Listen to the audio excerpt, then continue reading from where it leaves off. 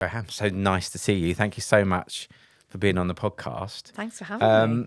Going to give you a big question at the beginning of this podcast, and that is, what is the menopause? Okay, phew. I thought you were going to ask me something really, Really personal. really personal. Really Well, it's difficult quite a to big answer. question, I think, for those who don't, you know, Yeah, obviously as a man whose wife is beginning that process, I thought, you know, it'd be good to like just have an overall view for anyone who's listening who doesn't know what it is. Well, actually, it's a really good question as well, because do you know what? Menopause is just one day. Really? Yeah. So everyone is like, I'm, menopausing. I have to be careful if I say menopausing because I think that word has been trademarked. So menopause is the day after you haven't had your period for 12 months. So like if we break it down, we sort of have premenopause, which is the day you start your periods, up to the first signs and symptoms of perimenopause. So that's around about 30 years. If you were to start periods around about age 13, perimenopause creeping in probably around about 41, 42. Then you have that kind of lovely roller coaster of hormones, which everyone recognizes, and that's obviously perimenopause. And then you begin to have less and less periods. And then literally 12 months after you haven't had a period, before. So that one day is menopause, and then you're postmenopausal, and then postmenopausal for the rest of your life. Wow. I did not so know I that. did not know that either. Because again, the fallacy is that, you're going through the menopause. Yes. Yeah, So you do. You go For years. Through very it. quickly. like within one day. 24 hours. Yeah. Wow. Well, we were saying in the car on the way out, weren't we, that unless you are, well, we were saying unless you're going through the menopause, but now, again, that sounds a bit stupid because it's just one day. But unless you've experienced it, you just don't tend to even think about it or talk about it. It's not really talked about much in the media or in the mainstream. I think that's changing a little bit now, but it feels like it's like, oh, we don't need to know about that until it's happening to you or someone that you love, right?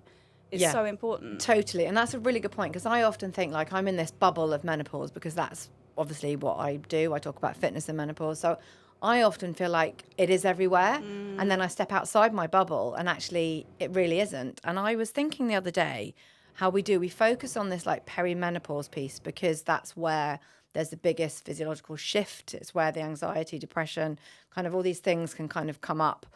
But actually, I want my daughter to be really empowered and educated. Like they all know, when they get their periods, they all know, they all celebrate it, they all talk about it. There's no shame, and actually there's less shame now around having your periods than there was when I grew up. I remember, you'd have your Tampax and you sort of put it in your pocket and you didn't want to show anybody. And now it's like they're throwing it around the room and there's no inhibitions with it. And I think that is why I'm so passionate about doing what I'm doing, because I don't want her to go through what I went through. And it's funny, though, when you look at the other side of the postmenopause, because I have these conversations with my mum and that generation who were very much like, well, we just sort of sucked it up and we got on with it. And like, they shouldn't have had that experience either. And I think also to bring them into the conversation, because it's not too late for them either to make these changes that they need to make more for that sort of mobility piece and that longevity piece that I talk about. So, yeah, it needs to be a conversation for everybody and for men, as you have said, because it's a really difficult time in the home if nobody understands really what's kind of going on.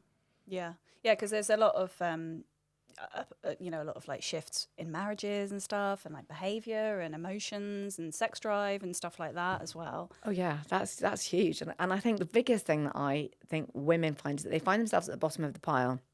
Like, I think you have these life stages where you have kids and you just about grapple yourself back and you think, yeah, okay, I'm kind of back on an even keel with my husband, and then suddenly there's that shift again. And I certainly know from my own experience and that of talking to other people that I was impossible to live with. I mean, I probably wasn't brilliant before perimenopause, but I certainly got worse. And like, for me, it was the anger, just that red mist that people say that they have. I don't think until you've really experienced the sort of that rage. And I scared myself a lot of the time. And, I'm really honest, like in lockdown, I actually did pack my bags. I think my husband packed his bags as well. I didn't realise I was going through perimenopause. It was a time where we really had to work out how to live together again. But I didn't know what was going on at the time. So that makes it even harder. You really question, your whole being.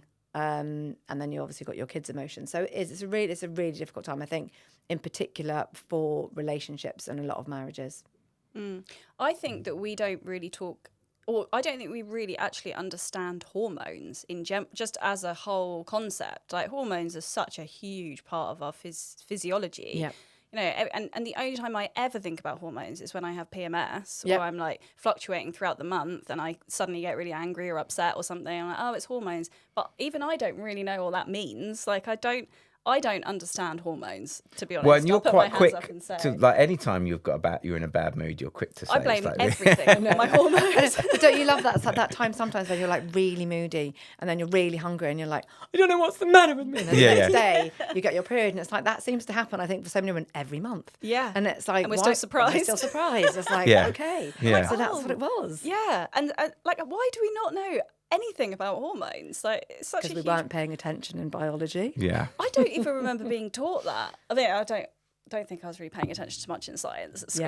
Yeah, But yeah, it's the hormones are such a huge part of our bodies, right? They influence so much. Yeah, I mean, totally. And cortisol and, dopamine and kind of all of these other hormones that we're dealing with. Like, it's a massive part. And the other thing I often say, or when we talk about menopause, it's the 3 hormones, which is estrogen, progesterone and testosterone. And everyone's like, well, women have testosterone. And yeah, we do, so again, that is another hormone. If one takes hormone replacement therapy, and I'm not a GP, that women might consider taking in order to help them manage with libido, to kind of help on that side. So it is confusing. I think we learn about them in biology, kind of biology for periods and for when we want to have babies or go on the pill, and it's never really, it is now, but we've still got a long way to go. Yes, definitely. I've got a friend actually who she had her thyroid removed because she had thyroid cancer, and she was saying that she now has to monitor her own hormones regularly to make sure everything, because her thyroid's not there anymore. And she was like, the amount that I have realised impacts our hormones, like what we eat from meal to meal will make my hormones fluctuate. And she's like, it's a whole new world that she's just sort of wrapping her head around now. And obviously your thyroid is responsible for other parts of your body. It does all sorts. Yeah. Yeah. I mean, because Shell's got... Yeah. So my wife's got an underactive thyroid. So yeah, so she's... Yeah, but it's that piece. It's kind of like, and I think it's what's really weird is that unless we have a condition, we don't take stock of how we're looking after our body. And actually, we need to be looking at how we are looking after our body kind of from a really early age. So my youngest, for instance, he's got ADHD, as do I. He's also got, and that really showed up. I'll tell you what, perimenopause was a nightmare with my ADHD. It wasn't a nightmare before. He's also got a rare genetic lung condition, so he's got a compromised immune system.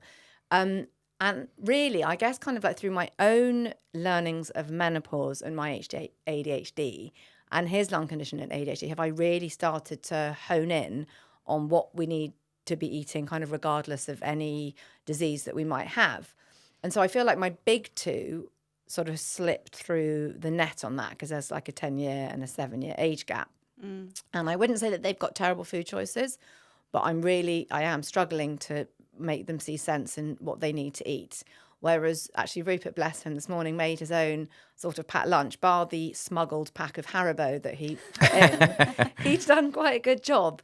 And, and I have those conversations like gut bacteria and what's the protein and, bringing in the carbs. Because again, I was certainly that demographic of women that was no carbs, fasting, restricting. And so it's bringing those positive conversations in. But I do think regardless of disease, regardless of kind of any ill health we've got, we need to empower from a really young age. There is so much sugar out there now and hidden sugars, and a lot of these healthy foods aren't so healthy. So I think, that is the thing that we need this piece to kind of come in from an early age. But equally, if we are dealing with a menopausal woman like I do, it's kind of letting them relearn good habits and what serves them in order to thrive when they don't feel great. And I mean, sort of sugar, alcohol, they are, and cutting out large food groups are like really prevalent, I think, in that kind of demographic of women.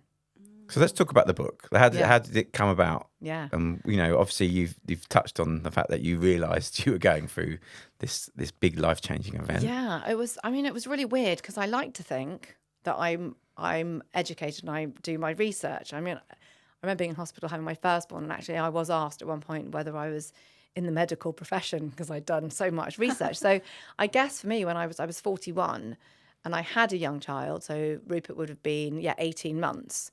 I thought that what I was experiencing was just sort of young mum fatigue, although I wasn't a young mum, a young child, older mum. I remember being geriatric mother, very, very clear on my notes because I was over 35. But I had like crippling like joint aches and pains, terrible, terrible night sweats, massive feelings of loneliness. Like that was the weirdest thing for me. And I'm quite a social person. But I just felt like I wanted to be a recluse. So it was just a really weird thing that was kind of going on. Anger, as I said. And then the worst thing actually for me was this crippling anxiety. And I started getting panic attacks, terrible heart palpitations, breathlessness, to the point actually that I couldn't finish sentences, which for someone like me is really frustrating. You know, I'd have to stop and actually breathe and pause in order to finish. So it was really, really debilitating. And I was doing all the wrong things. So I was drinking too much alcohol. I was doing too much HIIT, you know, those high intensity workouts that we all think are sort of the best way to work out, which I now know aren't. Life was stressful. My dad had been diagnosed with cancer. I obviously had my son with his lung condition. So I think that's the other thing, that as midlife women, we take on so much and we keep going and we power through, and we, you know, you can't pour from an empty cup. And we are very much at the bottom of the pile. And I remember kind of having these conversations actually, because then again, you know, my relationship was, you know, it's never been to the point where I think we would have actually gone our separate ways. But, you know, there's that thing where your husband is like, what about me and where do I fit in? And it's like, well, hang on a minute. I don't even know where I fit in. So you're trying to give something to everybody. And I then started having these conversations. And I guess to kind of cut a long story short, I reached out to people on Instagram because we'd just come into lockdown. So it was May 2020, because actually, my dad got diagnosed in September 2020. And I was talking to these doctors and I was like, okay, that sounds like me. And I suddenly began to put a picture together that perhaps I was going in perimenopause. But again, there was this misconception because for me, and I still think we've got this taboo, and that's the one thing that really worries me, is perimenopause to me meant I was washed up, I was old, that's it. I'm going to get traded in for a younger model. I'm going to, you know, just like turn to this frail old lady overnight. And so I didn't really, I guess, want to admit it. Anyway, so I got this diagnosis. I did have to go privately, which again, I find really difficult because the NHS isn't really equipped to help with diagnosis of menopause. I think GPs do like an hour's training. Hopefully that's going to change. But to be fair to the NHS, they did send me for a chest x-ray. They sent me for like a heart, an ECG and things like that, just to rule out anything more sinister, which I think they need to do. I think like I mustn't diss them because of that. But cut a long story short, my HRT turned up and I was like, yeah, this is it. I'm going to feel great. And I didn't. And I found that really difficult because I'd sort of this HRT, hormone replacement therapy, been hailed to be this kind of magic fix. And it wasn't until I then started looking at how I was living my life, which was cutting back on alcohol, cutting back on sugar, eating well, and actually lifting weights, that like this tiny little glimmer of light through the window just got bigger and bigger. Because I do remember at one point, and it wasn't to take my own life, and this isn't a trigger warning, but I remember thinking, I just want to almost just crash or have something so that everything stopped, so that someone could take care of me, because you don't know how to turn off the noise. It's like, how do I stop all of this? And I, you know, I guess what drove me to write the book was I don't want that to be anybody else's narrative. Sadly, it is, and a lot of the women I talk to can really relate to that story. I definitely don't want to be my story, my daughter's story. I would like my son to grow up and be empathetic to his colleagues, you know, to any partner that he has.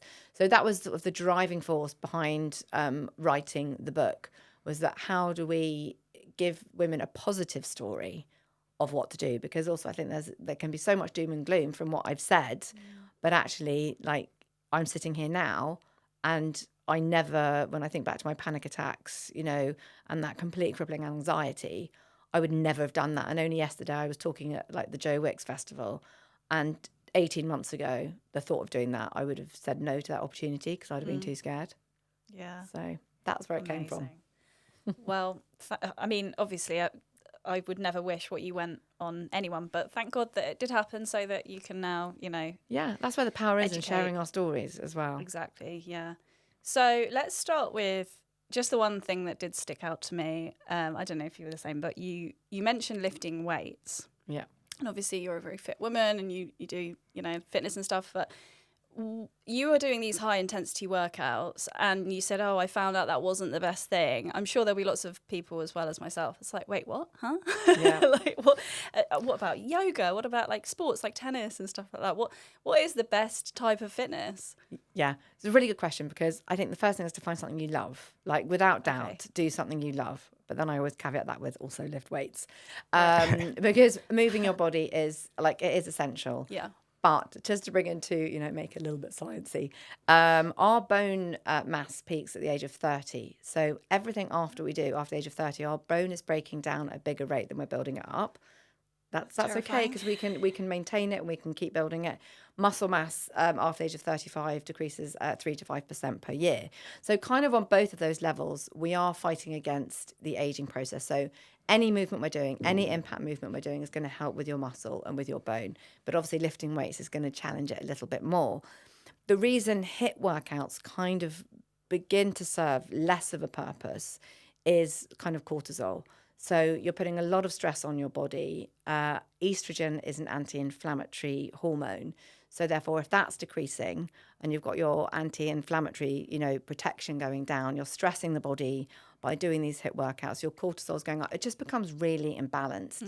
And I get it. You know, HIIT can be fast and it's effective. And when we're time poor, you know, it's a really good turn to. But actually, you can get a really good weights workout in the same amount of time that's actually going to be more beneficial. Like the more muscle mass we have, that helps with balancing our hormones. It helps with balancing our sugar levels, which we've talked about. And actually I always hate saying this because I never want it to be about weight, but actually you do burn calories for longer after you've lifted weights. And the more muscle you have, your body has to work harder at rest because obviously muscle is a metabolically active tissue. So, you know, it kind of, everything pinpoints towards lifting weights. But look, yoga is great. Pilates is great. And finding something you love so that you can keep it sustainable is the way forward. But if you find things aren't working, the likelihood is that you just need to change it up. It's so interesting because I have listened to various podcasts and read books as well, actually, about the human body and fitness and health and aging. And I have heard multiple people say you need to increase muscle mass to stay younger. You know, muscle mass makes you age slower. Lift weights. And it has always been a man saying it to another man. And I've always thought that's something that men have to do.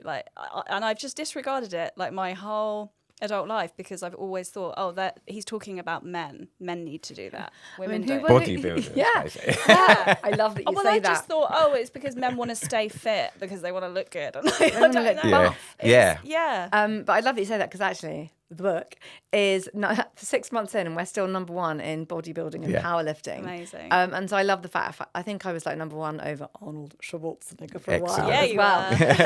And I just love the fact that, you know, men are going into that section and there's this sort of like pink menopause book and it's kind of women lifting weights. But you're right, like the section of the gym. I've not been to a gym for like 4 years. I think even now I'd still be slightly terrified to go. Lots of mirrors. Gym. Lots of mirrors. Lots of mirrors. People looking at themselves.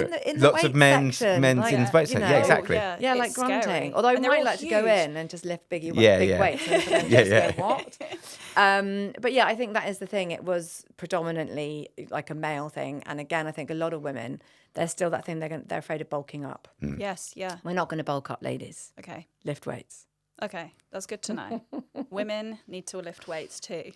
So how did you discover that though? How did you discover that was, obviously you said about the HIIT, finding out about HIIT, but how did you discover that this was the way to go forward for you? It makes me chuckle because when I qualified to be a PT, I didn't really take any of that on board either. Like it wasn't. There was no section on menopause qualifying to be a PT. It was kind of like over 65. But even then, they just talked about sarcopenia and muscle decline. You know, I think possibly. I think the reason I learned about it was because I did my research. I read really good books. Dr. Stacey Sims. I read Raw. Another one I love is Gabrielle Leon. She's great, kind of, you know, another strength advocate. So I just did my own research. But even when I remember like lifting weights, I remember picking up, and this is no disrespect to anyone that is picking up 3 and 5 kgs because it's a really good starting point. I remember thinking, yeah, wow, I'm really strong. And like only yesterday or the other day, I've just ordered 17.5 kg dumbbells as a pair. And my husband tried to lift them. He couldn't. It was like, he was like, I don't lift that at Barry's. And I was like, that's because, you know, you sort of throw things around a little bit. It's not necessarily the training that I would prescribe for women. But I think it's really important, you know, that's the sort of the mental health piece as well with the lifting weights. Yes, it is about muscle, but equally the times when I felt really sort of pushed and stressed, that mind and body connection of lifting weights is extraordinary. And as I say, I lifted those 17.5s and kind of nothing else matters for a little while. You can cope and then, you know, things might unravel. Calling your husband in, look. Yeah, I can do this. But yeah, I think I just learned and I saw my body change. I would always say to women, don't look for change. Like, how do you feel change? So are you sleeping better? How's your mood? But my body did change shape, and I wouldn't say it got slimmer. That wasn't my goal. I got stronger. Yeah. And I think those are two really, really different things. The joint aches and pains that I was experiencing went. I am really mobile. And actually, the thing I think I say to a lot of people is I want to live independently for as long as possible to be able to get on and off the loo on my own. Yeah. You know, by the time everybody leaves me on my own to go to the loo, because I'm still at that stage where someone will always bother me. Yeah. You know. It's the same for my wife in our house. Like, she'll come in from work, and that's where she goes straight away to the loo to get some peace and quiet. And it's usually you, isn't it? It's me or it's 2 kids. Like, she's like, oh, even the cat is scratching at the door. Yeah. It doesn't end. Honestly, today I was like, my 18-year-old was about to take his girlfriend to the station. I was like, Mom, where are you? I was like, I'm just having a wee. Yeah. And so I think by the time I'm 75 and then everyone has left the home, I can sit in the loo on my own, but I want to be able to then get on and off without having to go, dear, can you help me up? I know this is ironic, but can someone please help? Can someone now come into the loo and help me? Yeah. So that's, I guess, is the goal. Yeah, amazing. And so, okay, we've spoken about the fitter piece. Let's go on to the calmer piece. So again, you obviously you're in this place in your life where you're like frantic and stressed and pulled in every direction, and I do think that is a lot of women, particularly, you know, women with families and stuff like that, and responsibilities. So again, how did you said that you wanted to crash?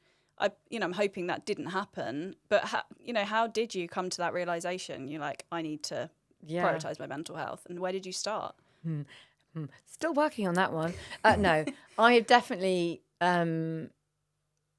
taken a step back and looked. I think the calmer part for me actually probably came with giving up alcohol, because that just only ever ignited the dopamine hit that I needed, and it only elevated the noise, which I think, again, a lot of women will resonate with. You know, it's that sort of, I think we come up with that mummy wine culture where, you know, it's 5 o'clock tea time, have a glass of wine, kids have gone to bed.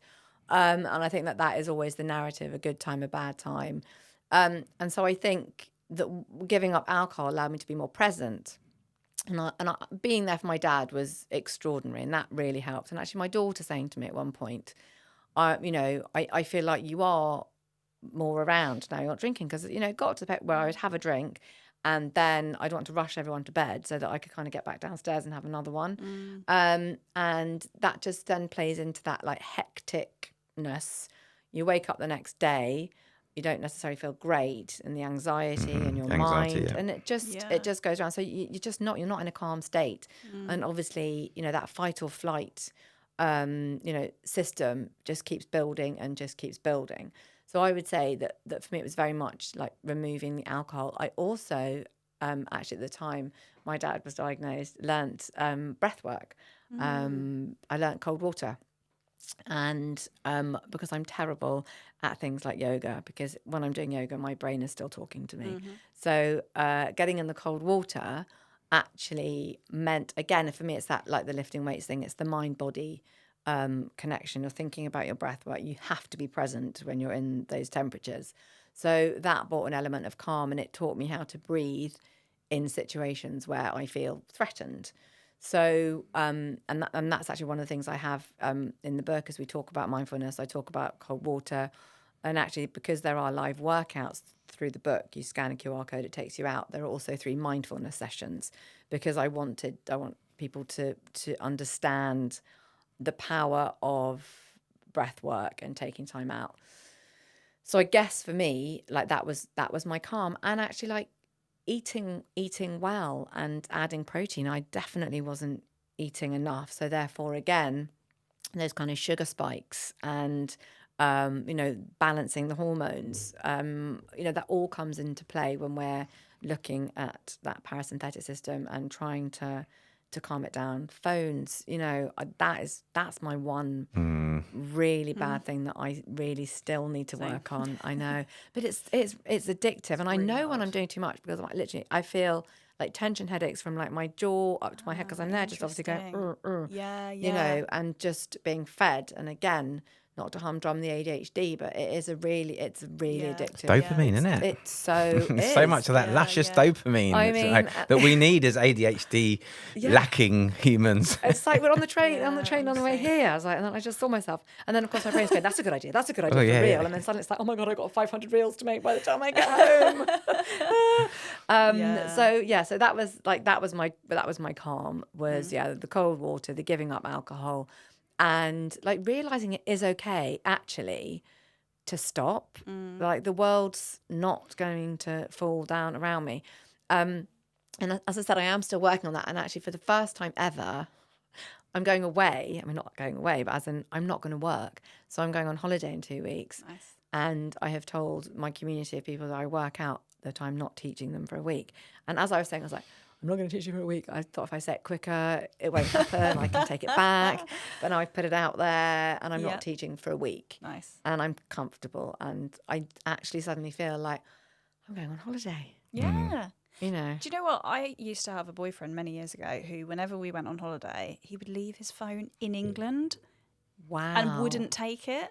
And looking back now, I'm like, he didn't have any friends. What was his job? He had lots of friends, close family. He'd just tell people who just text Sophie if it's an emergency. But so he put it all on you then? But he had a job that was your phone was blowing up. But I was like crazily playing Candy Crush. Like, I've got time for your texts too. No, it was he had a stressful job, but it was the sort of job that you could leave at home. But I think it's a lot harder if you're self-employed. We're all self-employed. Yeah. But I do equally think there are those people that actually my husband can put his phone away to the point where I mean, I actually said to him, "Why have you even got one? Because you don't answer my calls, you never reply to my texts," which is the worst thing for someone with ADHD. Because I'm like, what have I done wrong? Yeah. Oh god, it doesn't.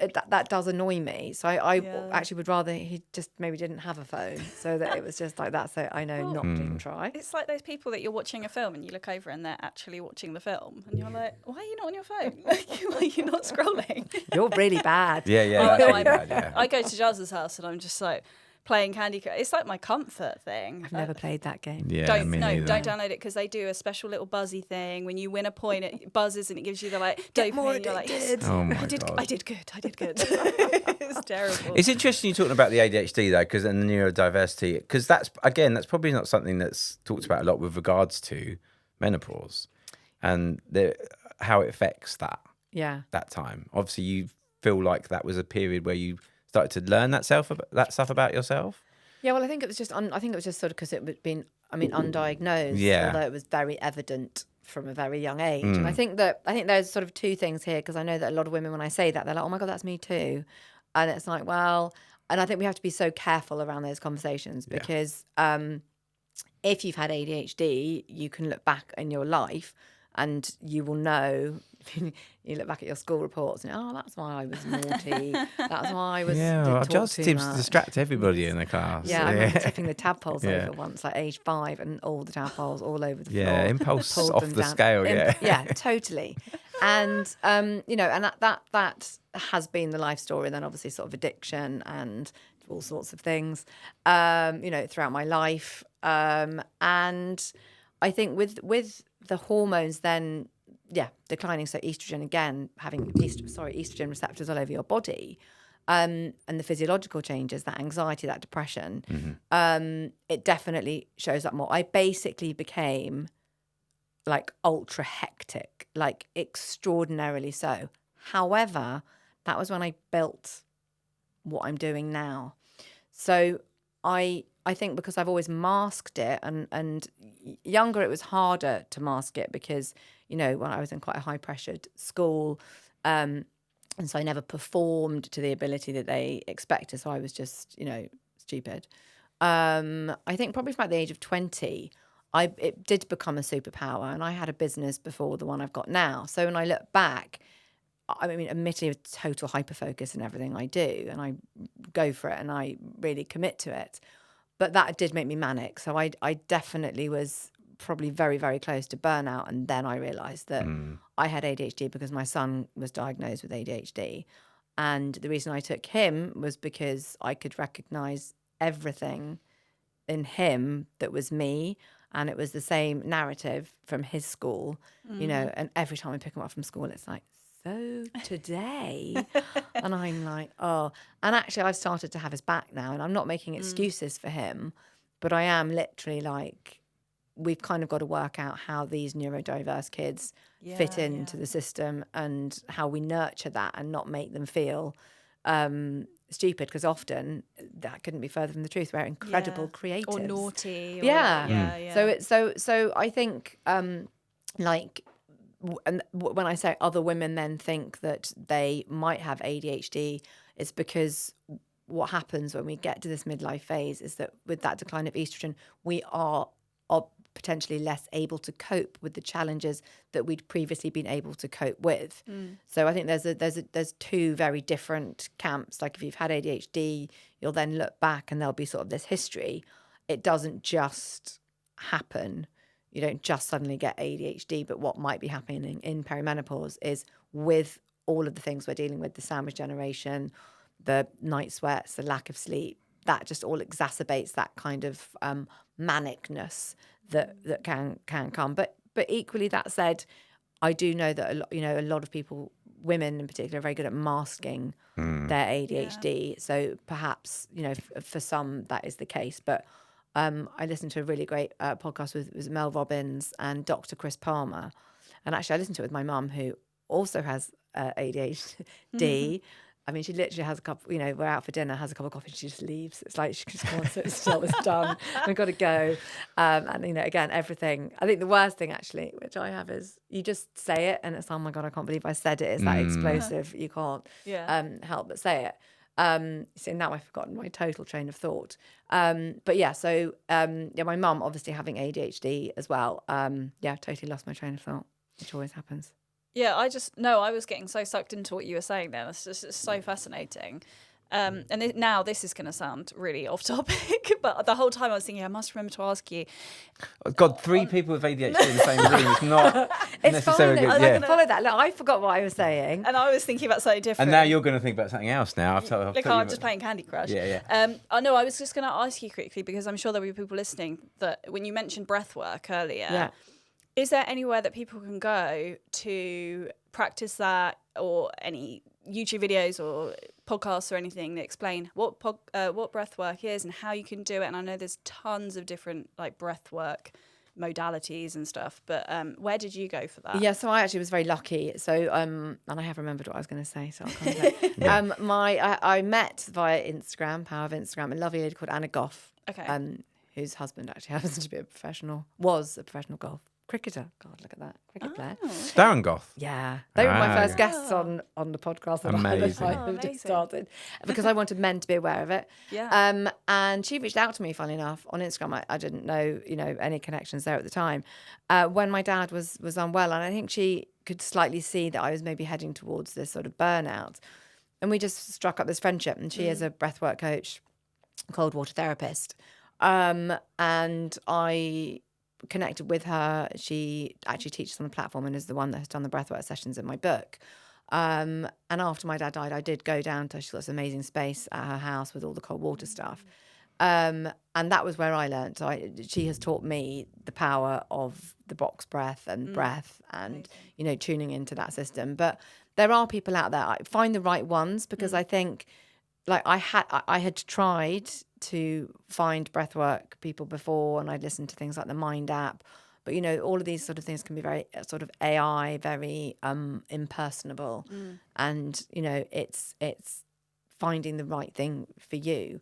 So, yes, YouTube is fine, but search around. Maud Hurst, I love her. I think she's got a great, she's got actually a lovely voice as well. So it's finding, a voice that you can tap into and kind of be calm with. But yeah, so I guess Anna was the one that kind of got me into that. Okay, perfect. Thank you.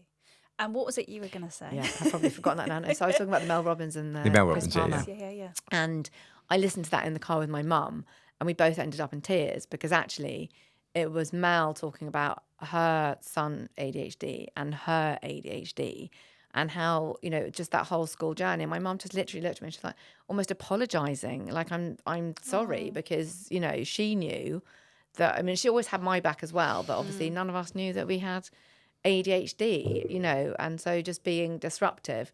But I think the emotion more on there was like, actually, I'm normal, because I think that's the thing. Is like we just think that we're not normal. But I find myself in my own home sometimes, and people look at me like, whoa, But my son always gets me. It's hilarious. Rupert and I are always. I mean, actually, while I'm sitting here now, everyone at home is looking. They're looking for my car keys and my house keys. I'm going to pay them £75 if they find them, because things just disappear as well, right? How did you get here? Did you drive? No, I got the train, but I got a spare set. But I will literally, and then I lost my glasses. Like They're on the top of your train, head. on the way here. No, I know they are now.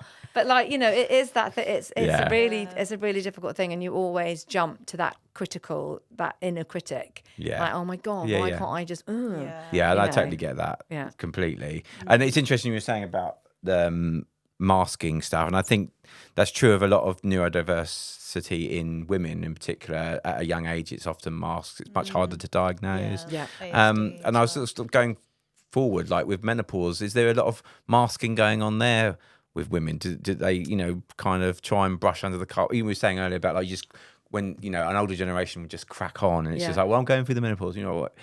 Is there a lot of that still? Yeah, I think that's a really. I can say it's really good. You got so many good questions. It's a really good question, but I think there's a two-pronged approach to that. So I think there's is the lack of education piece. So it's just the complete unknown. Nobody knows. I thought at 41 I was too young. I mean, the average age of menopause, kind of reverting to that first question, is 51. But perimenopause can be anywhere from 7 to 10 years. So really looking for signs and symptoms from around about the age of 38. And women of colour and Southeast Asian women actually go through menopause 5 to 6 years earlier than white Caucasian women. Okay. So, from around about the age of 35 to start tracking. So I think there's that piece, which is the kind of just not being educated. And then there is that second piece, which is the misconception of this aging and fragility that kind of comes with menopause. So I know, for instance, that I have 2 or 3 really good friends who are in the thick of menopause, and even family members, if you're listening, who should probably think about making some lifestyle changes and choices, going to see their doctor. As I said, HRT isn't the magic bullet. Some women can't take it and don't want to take it. But I do know that I'm the enemy a lot of sometimes at dinner parties when I'm like talking to people, and then I'm like, you might be, and Yeah. they don't want to hear it. No. Because it isn't sexy. It is I the guess. stigma. It's the stigma. And that's the thing we need to break down. Like, I am the strongest and the fittest that I have ever been, and I'm going to be 48 in about 2 weeks' time. And it's not too late. And actually, I'm trying to, as I say, educate my mum as well at the moment to start lifting weights, so that she can mitigate sort of the pieces of the puzzle that she might have missed in terms of her bone health and her muscle mass. Because she lives abroad. Like if something happens, I think that it's that twofold thing. I think it's the stigma and the lack of education. There is a huge stigma. I've got a couple of friends at least who in the last few months have said, oh, I'm feeling like this and I feel like really like this and blah, blah, blah. And then they've been like tentatively like, oh God, I hope it's not the bloody perimenopause. Yeah. It's probably, and it's almost like, no, let's not even go there kind of thing. But then when you think about it, it's like, well, you kind of are the age and you are displaying all the symptoms. And it's sad really that we're, as a society, it's seen as this like taboo subject. Well, it's like you're washed up in some way. Yeah. Well, I mean, I get, I guess for women that do have babies, or as women, estrogen receptors all over our body. That is our primary, for centuries, that's our primary purpose. And then that is the piece that we are now no longer able to have children. But I kind of go down this like weird rabbit hole with it, where I think that now, like via just simple evolution, we are going through the menopause way too early, because obviously we're living longer, which is why I think there's such a piece around the post-menopause stage. Whereas women, predominantly 100 years ago, we were sort of, dead around about 65, 70. So we weren't experiencing these symptoms that we are now. That I wonder whether menopause will come later. Like really, it should. I think our bodies do sadly let us down around that. I mean, only last week I was diagnosed with needing to get varifocals. I mean, if I didn't feel 80 then, I don't know what's going to make me feel old. Still coming to terms with that. But is that why you've lost them? What? No. I haven't even ordered the prescription, because now I'm thinking laser eye surgery, something else has got to work. All I can see is just like these big, like kind of like minion glasses that I have to wear as I walk around. Bottle, but like I don't feel like I'm somebody who needs to wear varifocals. And again, it's that stigma or that kind of like taboo, it's that assumption. So I think also the piece around that is like not to be ashamed. It is a totally natural biological life stage. And just to start implementing the things that, I talk about so that it is a smooth transition. Yeah. Okay. I was going to say, go on. Oh, what were you going to say? Well, it might be the same question. Well, I was going to say, with the last few minutes of our chat, what are those initial things that people can implement? So if you're, I was going to say no, but I was going to say when you're answering that question, if you feel like talking a little bit more about diet, that would be great. Yeah. Okay. Well, I mean that is key. Like there's that brilliant thing, isn't there? That I think it was Stephen and Tim Spector did that hook, which was diet and exercise and whatever you can't. You need them both basically in order to like future-proof your body is what I would say. And I think the problem is that the cohort of women that are currently navigating menopause, as I said, came up with a society where it was like no fats, low fats, don't eat. So we're really having to change all of that. And all I know is that nourishing your body is really, really going to help. So eating protein, the way we work out protein is to say to try and have 1.4 grams of protein per kilogram of body weight. And then divide that into 3. So for a 60 kilogram female, around about 74 grams of protein a day. That looks like 3 chicken breasts, 1 for breakfast, 1 for lunch, and 1 for supper. Wow, 3 chicken breasts a day. Yeah, that's quite a lot, isn't it? Yeah, I think there's about 20 grams of protein in each. 1 for breakfast, 1 for lunch, 1 for dinner. So there you are. Do you know what? This is the bit that I do love. So breakfast, we always think of breakfast. Well, you might not, but like breakfast, we're thinking yogurt, granola.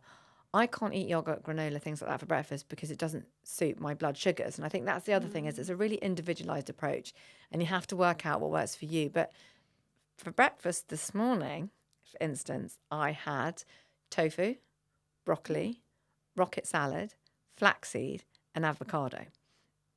That's like maybe a lunch for some people, but savoury. I have to start my day like that. If I have yogurt and berries and honey and granola, my body wants sweet and sugary things for the rest of the day. Yes. Yeah, Yeah, you've kickstarted I've that. kickstarted that thing. So it's about balancing the sugars, and so that's kind of the diet way. You know, we've come from this low fat thing. Again, we need our good fats, we need our good carbs. You need to think fiber, really important for our gut health, and leafy greens. So that's the kind of thing on that diet. And then, like, in terms of supplementation, try and get as much as possible through your diet.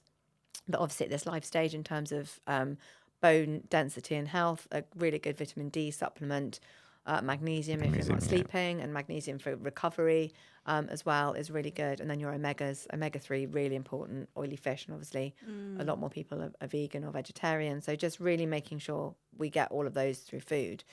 And then I guess, yes, the other bit for the thriving part is the lifting weights and moving your body. The one thing I also say is, on top of lifting weights, like, try and get in 4,000 steps a day rather than 10,000. I think the one thing we do is place such unrealistic expectations on ourselves, you know, like that January, new me, and January the 5th. Oh, no. Well, 10,000 steps is quite far. I mean, you're talking 5 miles-ish, aren't you? It is a long way. And I do think we did this challenge in the app, and I was like 4,000 steps a day, and everyone who took part by default got to kind of like 8,000 to 10,000 steps. And recent research has suggested that 4,000 steps a day is enough to offset, you know, some of the diseases like type 2 diabetes and cardiovascular disease. So aiming for that is great. Really reducing sugar, refined sugar. There's a really good app, and again, this is no affiliation, and actually Kate Lawler told me about it, called Yuka. That's Yuka. Okay. And I'm obsessed, and my kids are slightly obsessed. So you scan, I'll show you when we finish up in here. You scan any QR code, and it will tell you, it gives it a grade, whether it's good or bad, and what's in it. And my daughter only the other day saw these, like, I think it's like the Smurfs, Haribo, blue, little That's blue. got to be men terrible, sugar. right? And she scanned it, and it had like 3 hazardous additives. Hazardous, brilliant. If you have ADHD, totally avoid, is what it said. Oh, right. But then it goes on to say, you know, about how your geometric and your psychometric, whatever, you know, it basically causes cancer. So she actually put it back. So actually, it was quite a good thing for her, age 15, to be able to make her own decision. So cut out refined sugars. And I say refined sugars because then a lot of people think fruit are refined sugars, but we need to be eating fruit. So don't cut out fruit. No alcohol. Low alcohol would absolutely be another thing to do in order to make sure that you're thriving. Going through this life stage, you're getting your sweats, you're tired, you're fatigued, you've got low mood. Alcohol does all those things without even having menopause, so it's only going to exacerbate that. So that's definitely my other tip to thriving. And I think talk to people, like, share it, because it can be really, as I said at the very beginning, it can be really, really lonely. So don't be afraid to sort of say how you're feeling to your friend, to your partner.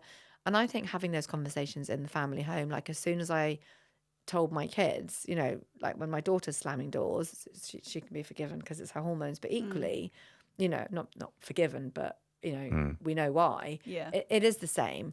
And I think if you've made those lifestyle choices and changes, and then you want to add HRT on top, for some you might need HRT to get you to do those things, and that's fine, but don't rely on it. You know, that's not going to offset heart disease or type 2 diabetes. You need to really pull all of those things together.